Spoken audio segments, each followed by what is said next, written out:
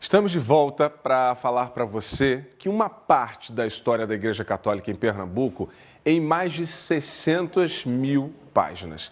São livros, documentos, publicações que são raridades com mais de 400 anos, de uma época em que tudo era registrado na igreja.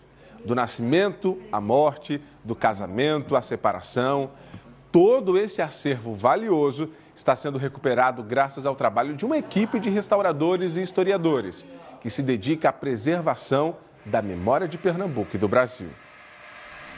Pouca gente sabe, aqui no Instituto Padre Venâncio há uma sala onde o passado vive, está sendo recontado.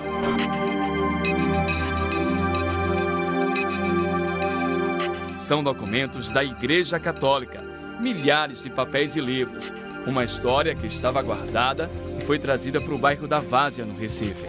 Era o antigo arquivo do Jiriquiti, que fica onde é o prédio do Shopping Boa Vista hoje em dia.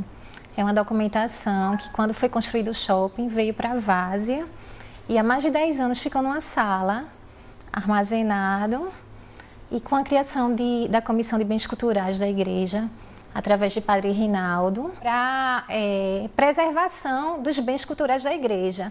Um trabalho minucioso. O Wellington é responsável em limpar os livros. O som é de um aspirador de pó. Quanto tempo para limpar esse livro? O tempo é estimado em mais ou menos meia hora, dependendo da situação que leva o livro, né? As condições dele. Tem que deixar ele limpo. Assim ele vai prejudicar o restante do acervo. Nesta área do arquivo, nada de barulho. É preciso silêncio, concentração. A restauradora Célia usa uma luz especial para enxergar as palavras que o tempo apagou. É uma riqueza, com certeza, e faz parte da nossa história, né?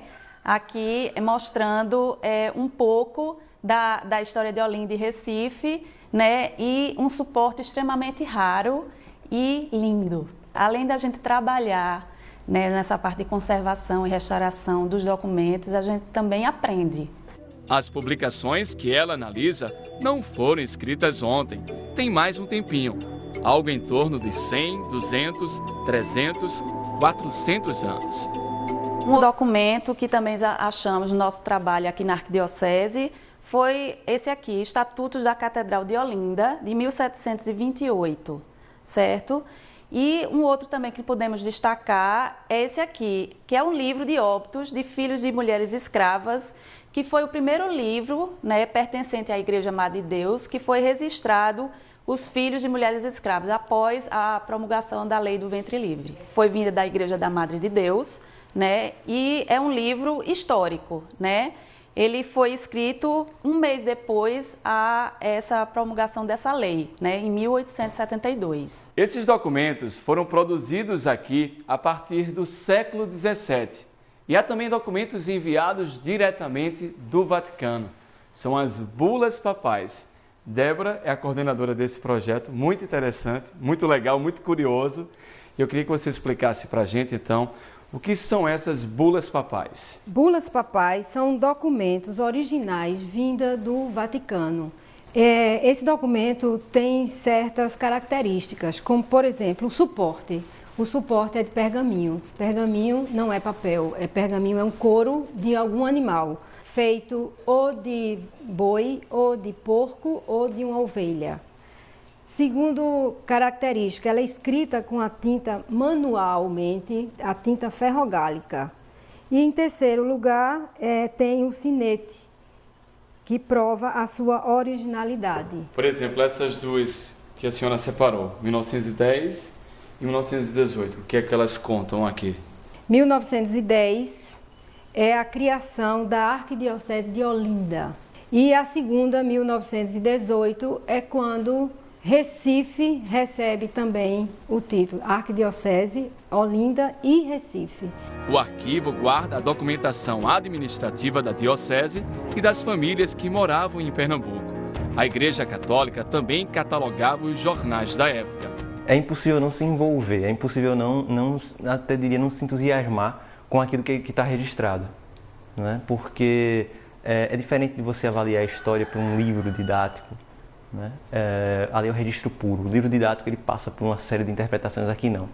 A gente está vendo a história propriamente dita. São 8 meses de trabalho e o resultado é este aqui. 600 mil páginas catalogadas dos séculos 17, 18, 19 e 20. 400 anos de histórias. A Igreja Católica antes era o cartório oficial da coroa portuguesa. Isso daqui é apenas uma pequena parte do trabalho.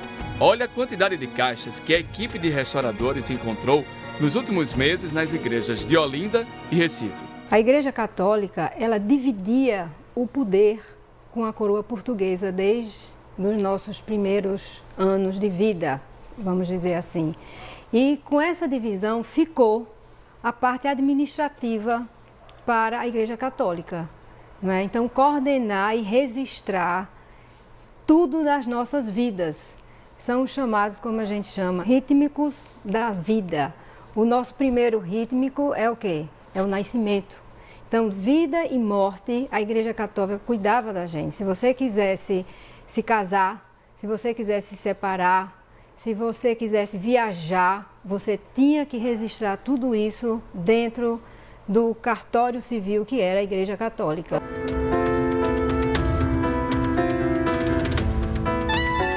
Bom, aqui tem vida e morte. Aqui vai desde a vida até a morte. E tem duas reflexões que eu acho muito interessantes do Papa Francisco. Uma, ele fala sobre a gratidão ao passado. Nós devemos ter gratidão ao passado. Passado é memória. E essa memória precisa ser conhecida, precisa ser lida, para não cometer os erros do passado.